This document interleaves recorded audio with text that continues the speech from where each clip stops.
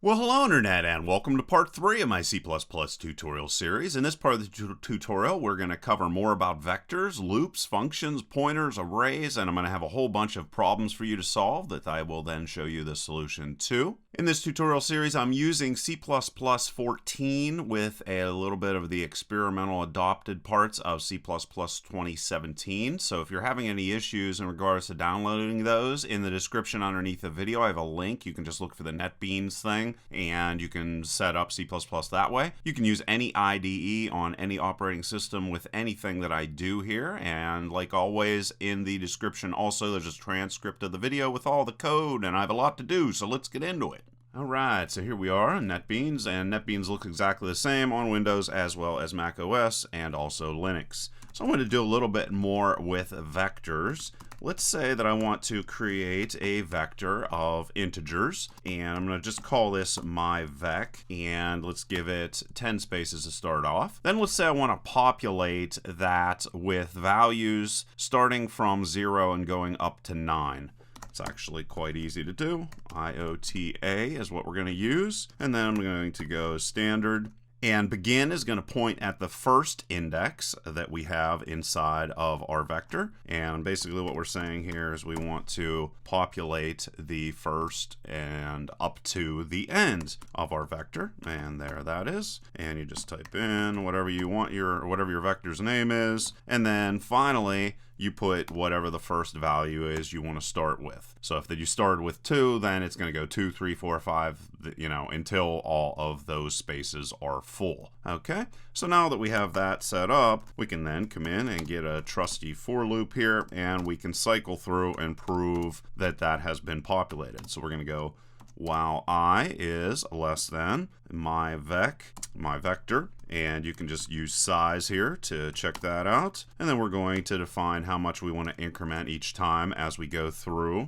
And then I'm going to use cout to output whatever is in each parts of the index for said vector. All right, and then throw a new line on there at the end and run it. And what did I do? Oh, I forgot to come up here and do another include. We're going to have to do include, and then numeric is the guy that we need inside of there. All right, now we can run it, and you can see it prints out all of the different index that we populated inside of our vector. There's also an abbreviated for loop that is also available to us to cycle through values inside of our vector. And also we can use auto to automatically determine the data type based off of the value being assigned to y in this situation. So what this guy's going to do is it's going to go through each part or each index inside of the vector right there, temporarily assign it to the value of y, and then it's going to, I can just output it. I can do this all on one line since I am going to only be using one line of output. So we can come in here and we can do that again, just an abbreviated way to do exactly the same thing. And you can see 0, 1 through 9, and then there's the other additional for loop. Another thing before I have you come in here and try to solve the problem is you can easily find whether a series of values are even and odd by using the modulus.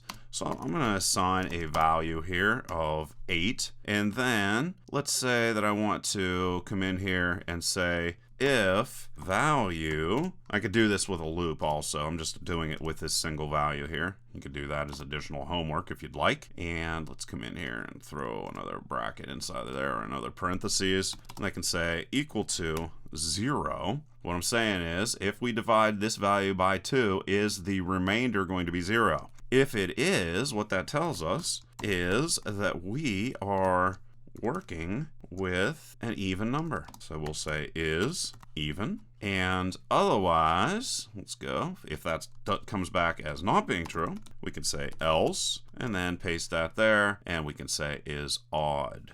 All right, and we save it and run it, and you can see that it comes back as 8 is even. Okay, and that provides you with enough information that you will now be able to come in here and solve a problem. And the specific problem that I want you to solve is going to be that I want you to generate a vector with values 1 through 10, and then I want to cycle through them, or I want you to cycle through them, and print the evens. So you can pause your video right now and take a look at how you can do that. Otherwise, I'm going to solve it for you. So I'm going to go in here, and I'm going to go myvec. I basically did it for you, but it's good to test out this stuff. So once again, we're going to go myvec, and I'm going to just do this myvec2 just so nothing gets confused. However, I did say that I wanted you to generate a vector from 1 through 10. So what's that mean? That means this needs to change to a 1 instead of a 0. And then what we can do is we can just go and print this out. So we'll go auto, just like we did before, and y. And then I'm going to go myvec and 2, and then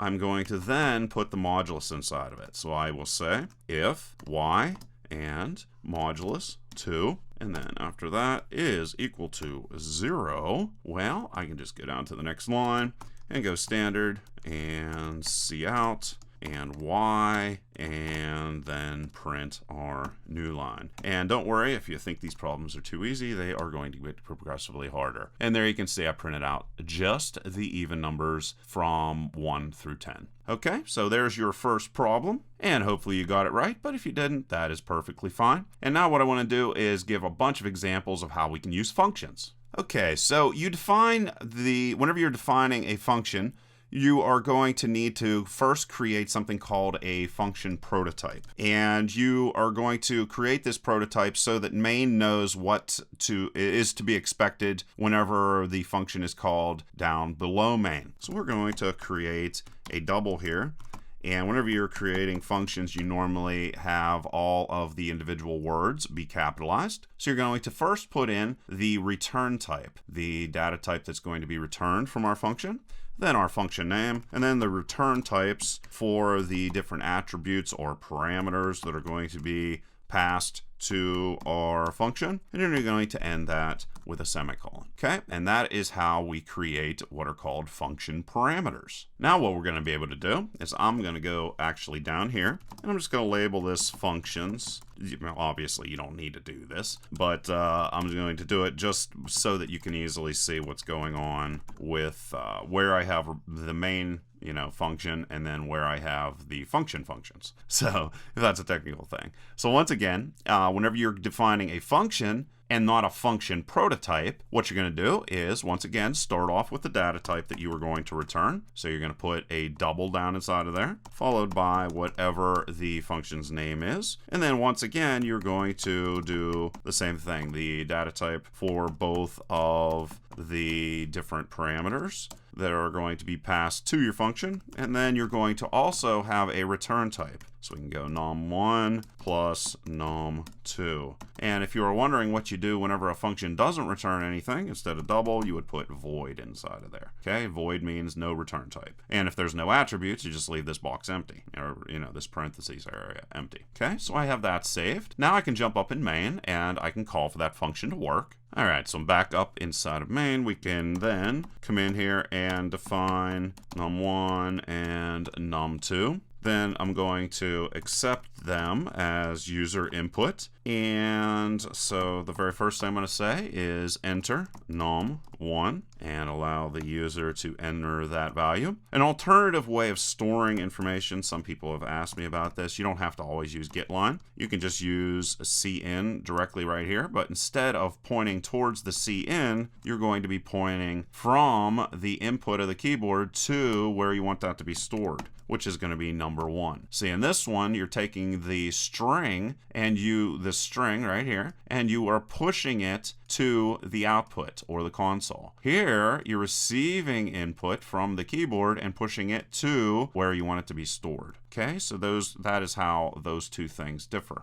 And I can go and do exactly the same thing here for number 2. So we'll go number 2, and we'll just change this to number 2 also. All right, so pretty simple stuff. Then what we could do is we need to call our function. I'm going to use printf in this situation because I think it works better. So I'm going to go and I'm going to say that I'm going to receive a float with 1 decimal place. And since I'm adding values, well, that's what I'm doing. And so we'll put that inside of there. And then we'll say equal to, and then I'm going to do the same thing. I'm going to say I want to float with 1 decimal place. And that's what's going to be output on the screen along with a new line. And then I can come down here. I can put these wherever I want. So this is going to be num1. That's going to be num2. And then after that, I'm going to call add numbers, the function that we are going to use to calculate this. And then you can see add numbers is right there. And I pass into it the values that I want added. And in exchange, it's nice and it returns the return value. So we can save that and run it. And it says enter a number. I'll say 3, and then I'll add 5, and it gives me my result. All right, so pretty simple stuff. And we're just going to ratchet up the complexity here with these functions.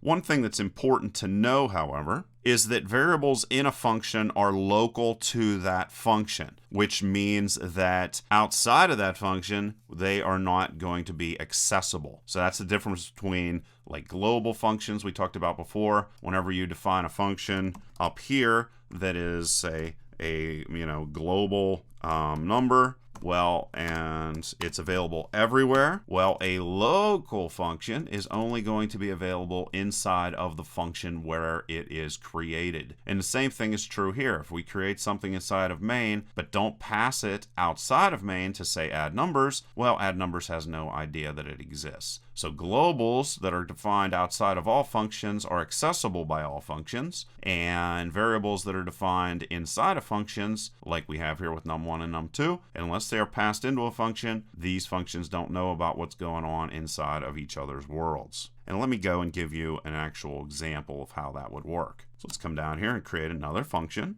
And this guy is not going to return anything, so you see void there. And assign name, and this function on purpose is going to not work, okay? So I don't want you to think that this is the way you do stuff. Okay, so we'll go standard, we'll create a string with the name of a name, and we will say equal to, and Derek. So there we go, and we just created a string named Derek inside of here. Now what I want to do is, if you were a person that didn't understand or didn't know anything about the difference between local and global variables, you might think that you could come out here, and since name was already created, well, you can just go in there and do that and run it and everything's going to be fine. No. If you do that, you're going to get an undeclared identifier name because name was not declared inside of the main function, so it doesn't know it exists. So that is very, very important to see. And now we're going to go and delete all this stuff. And I'm going to go and create a couple new functions for you. Okay, so what I want to do now is also show you that variable values changed in a function don't translate globally either. Okay, so let's come down here first and let's create our function. Well, let's create our function attribute first. So it's not going to return any values. And I'm going to say assign age is going to be the name for it. And it is going to receive an age. And there you go. So let's come down here then and let's create this. So once again, assign age is going to be created. It's going to receive an integer age. And it's going to take age and assign it the value of 24. Okay, so you're thinking, okay, well, age was passed inside of this function, so now the function knows about age, so everything should be cool, right? No, not so much, but you're going to see that here in a second. Up inside of main, we're going to create another integer called age, and let's say it has a value of 43. Well, let's say the person that is the age of 43 would really like his age to be changed to 24 like assign age does. Well, we're just going to pass assign age, the variable for age, and everything should be perfectly fine with that. Well, let's see how that works out. So we're going to go cout and new age, and then we're going to go and get our brand new age and see how that handles. Okay, so we got that all saved. So just to review, we have age at a variable inside of main. We assigned it the value of 43. We then passed age inside to a function called assign age. Assign age is going to change it to 24, and then we're going to print out new age 24, right? Let's run it. And you see it's still 43. The reason why is we did not actually pass the variable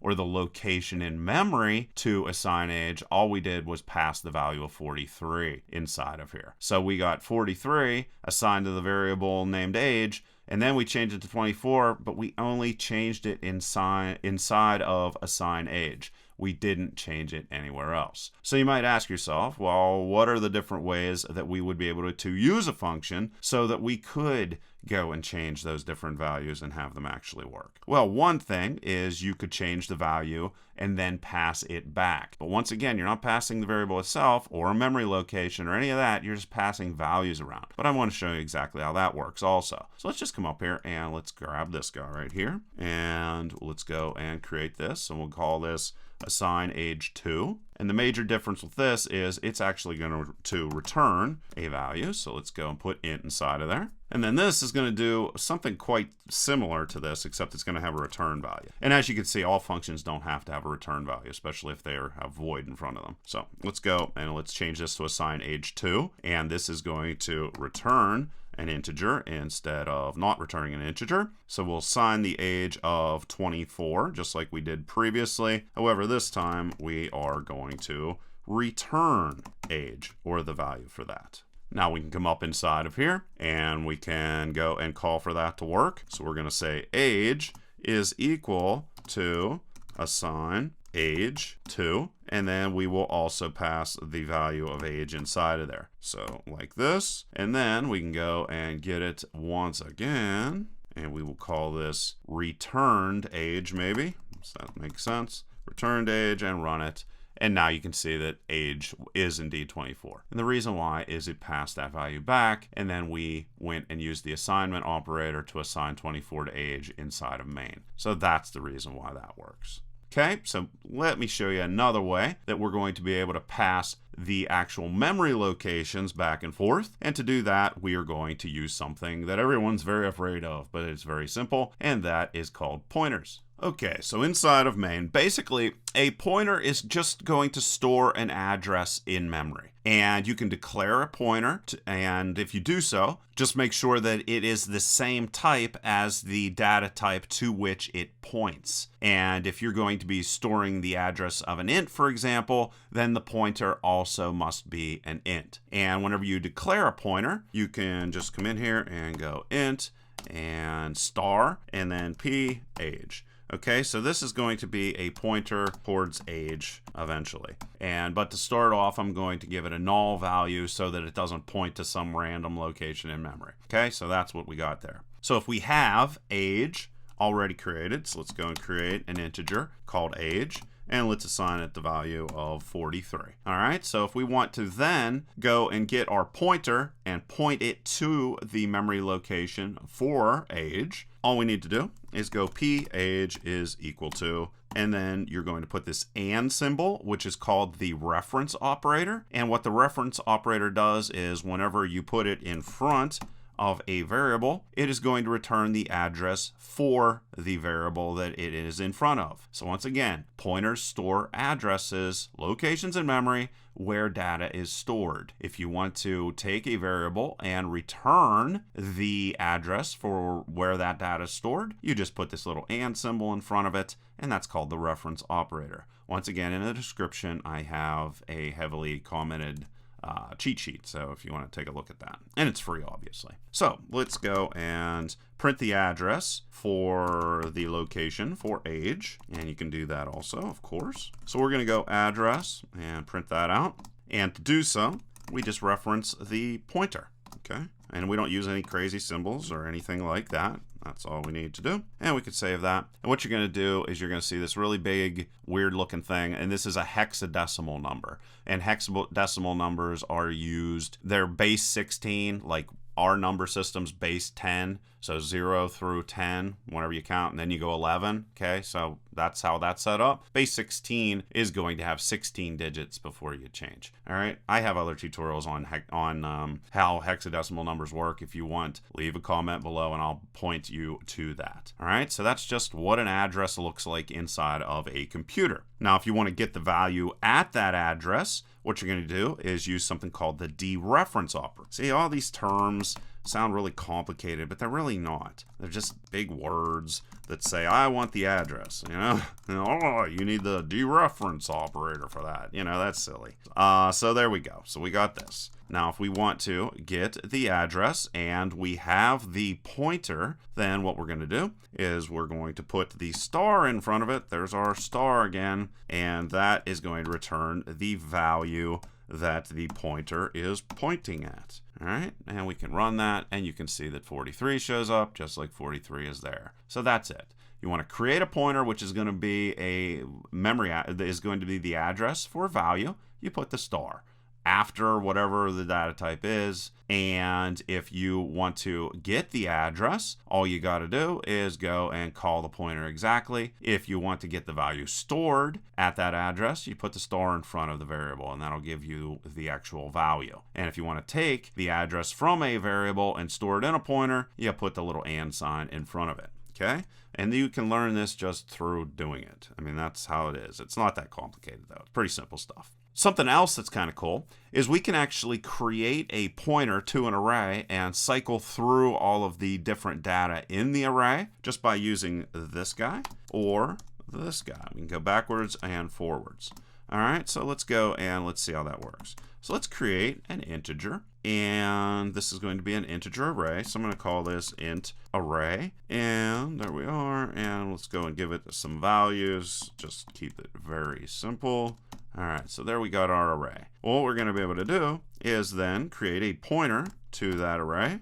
And there it is. And how do we do it? Well, we just go int array in this situation. See, normally you would have to put the and symbol inside in front of that variable, but with arrays, you do not have to do that. You can just point directly at the array and you would be able to get that. So let's go through here and I'm going to show you how we can cycle through said array just by using the plus and the negative signs. So I'm going to go first like that, and then I'm going to go and get the value stored in there. So I use the dereference operator or the star, whatever you want to call it. I don't care what you call it. So there we go, p int array. And then I'm also going to get the address. I want the address to show up. So there's the address. And to get the address, you just go and call the pointer specifically. All right, so there we got that guy. And then we can follow that up with a new line.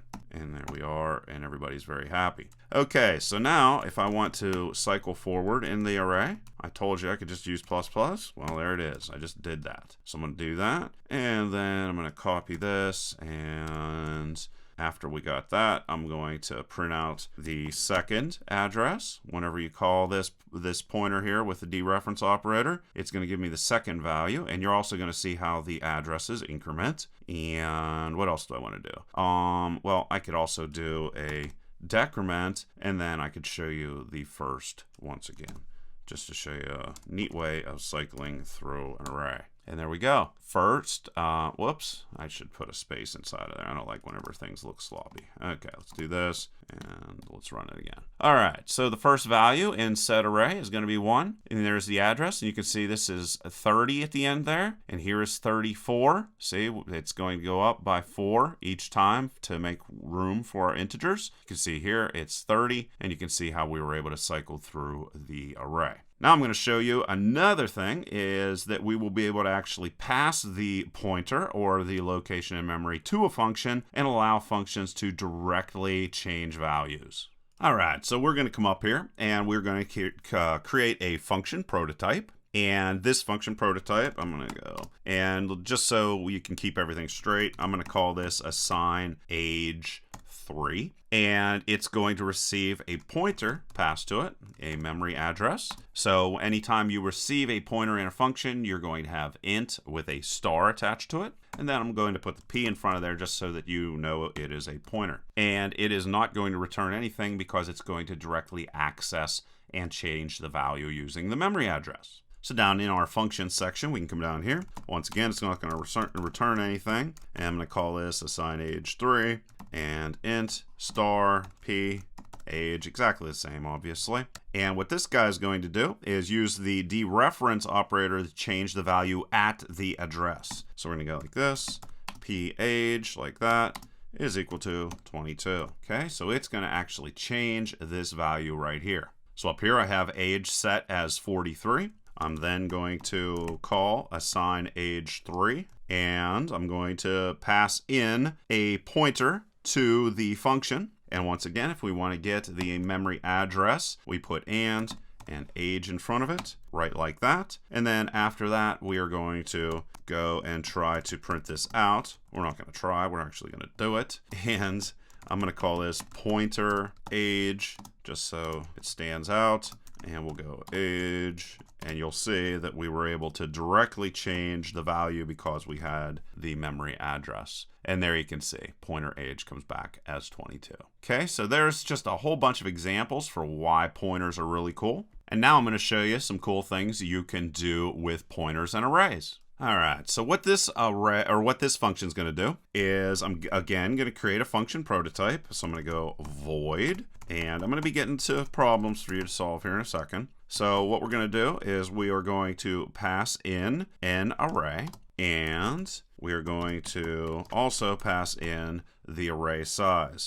And what this guy's going to do for us is it's going to go in there and double every value in the array. And that will then be available to the main function. So let's come down here where we have this. It's not going to return anything.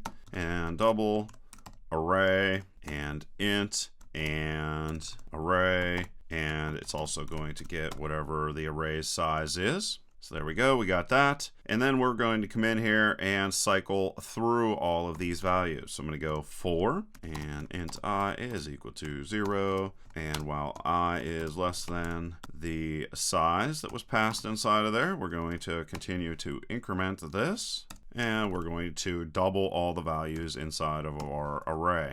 Is equal to array, and whatever currently is in there, and multiply that times 2. And that's it. And we're not returning anything because void is there. Now we can go up inside of main. And inside of main, we're going to go and actually create our array with our values inside of it is equal to 1, 2, 3, and 4. And there we go. And those are all going to be doubled. And then we're going to call double array. And if you want to pass an array into a function, remember arrays are different than regular variables. You're just going to pass the array itself. And then you're going to pass in whatever the size of the array is. And then, just to prove that it actually did what I said it did, I am going to print it out on our screen. So I'm going to go I01 while I is less than, well, let's just change this to 4 so I don't have to create a function or create something just to do that. And then I'm going to print these values out. So there we are. And I'll just call it put array there just so you can see that a little bit better on the screen. And even though the array was created outside of the function, it's going to change it because it has access to the memory location. And let's run it. And there you can see, took the array, or I took the location for the array in memory and cycled through and doubled all the values in said array. So pretty neat stuff. So now, after I provided you with all of that information, I'm going to give you a couple problems. All right, so for your very first problem, what I want you to do is to create a function that is going to receive a starting value along with a max value and an increment amount between said values. And after that, you're going to receive, the function is going to send back a vector as a return type. Okay, so this is kind of pointing at the fact that there isn't a really great range function in C++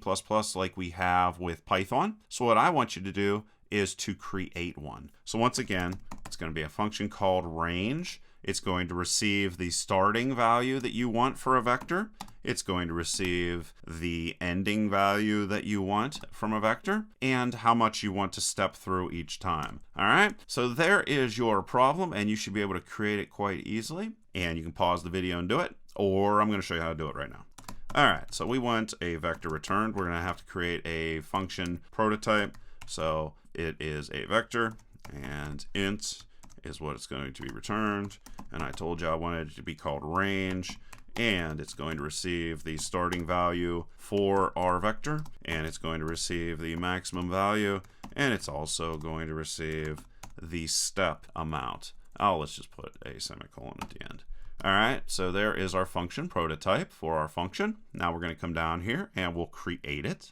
So again, if you didn't get this, don't worry about it. Like always, the whole thing here is just to get your brain to think in brand new ways. This tutorial is not only about C++, but it's also about getting good at solving problems. And the goal is to just understand how I solved it. And if you find a new, super swift, awesome way of solving the problem that I didn't come up with, feel free to leave it in a comment below.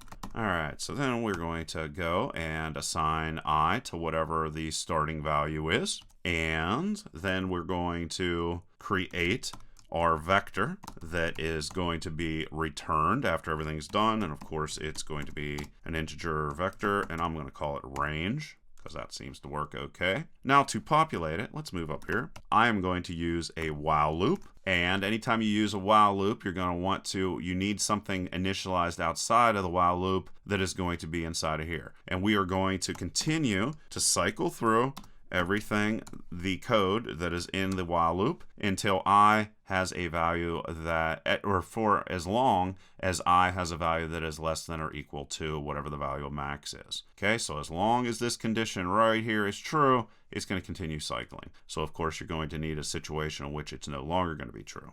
And from the previous tutorials, you should remember that pushback is used to push a value onto a vector or into a vector, and then you are going to have to increment whatever the required amount was, whatever the step amount was. So I is going to be incremented by whatever the step amount is, and then the vector will be populated completely, and after that we can return the range vector. All right, so that's your function and what it should look like. Now inside of main, we're going to call it and check it out to see that it works. So we're going to come up here inside of main, and we're going to go standard and vector, create our vector. Whoops, get rid of that right there. And it's going to be integer type, and I'm going to call it range as well. And to populate it, I'm going to call range and go 1, and the maximum value is going to be 10, and then we're going to have 2 as an additional value. And then what I want you to do is I want to cycle through and print out the brand new vector that we created. We're going to use auto again, and y,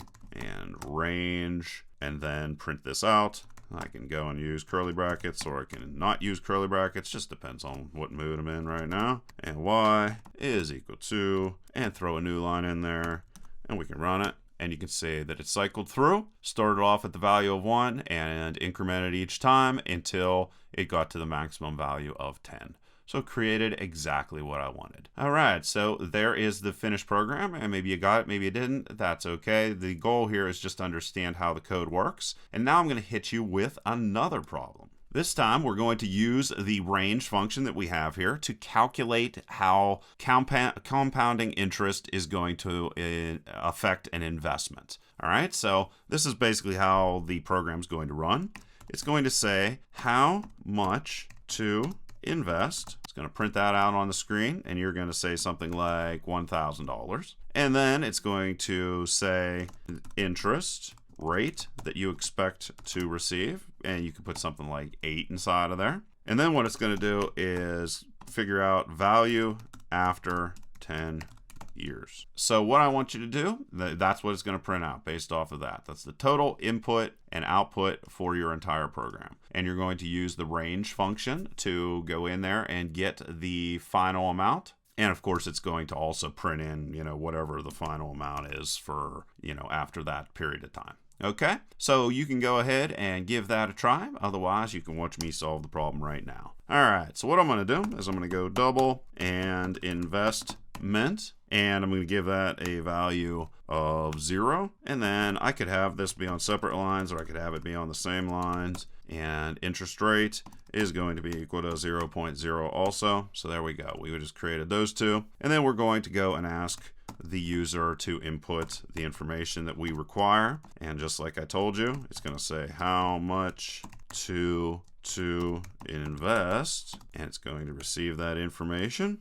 And we're going to use standard CN like we did before. Remember, point in the different direction because we're going to be storing everything in investment in that situation. And then I'm going to also come in and go ask the user for the expected interest rate, just like we thought. And then that's going to be stored cin, once again, cin like that. And that's going to be interest rate. And then what we need to do is convert the number they put in there into a percent. So we're going to go interest rate, and a shorthand way of doing equals to interest rate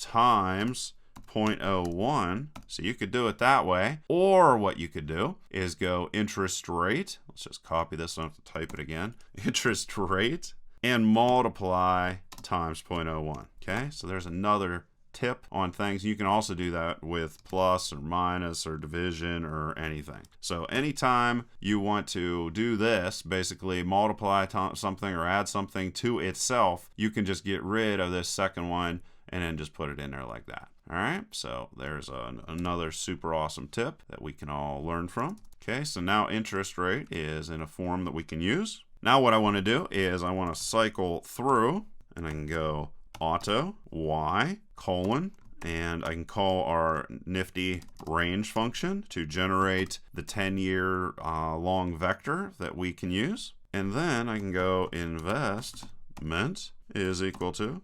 investment. See, we could have actually went and did the addition for that. So let's do that. Let's go plus equal to investment times whatever the interest rate was. Okay, so there we can use that again. And then after that, we're going to be able to come in here and output this information, or the total amount we should have in our account after 10 years. So we'll go 10 years like that, and investment, and let's go down to the new line and throw in that. Okay, so we got that all saved. Oh, whoops, I forgot to put an equal sign inside of there.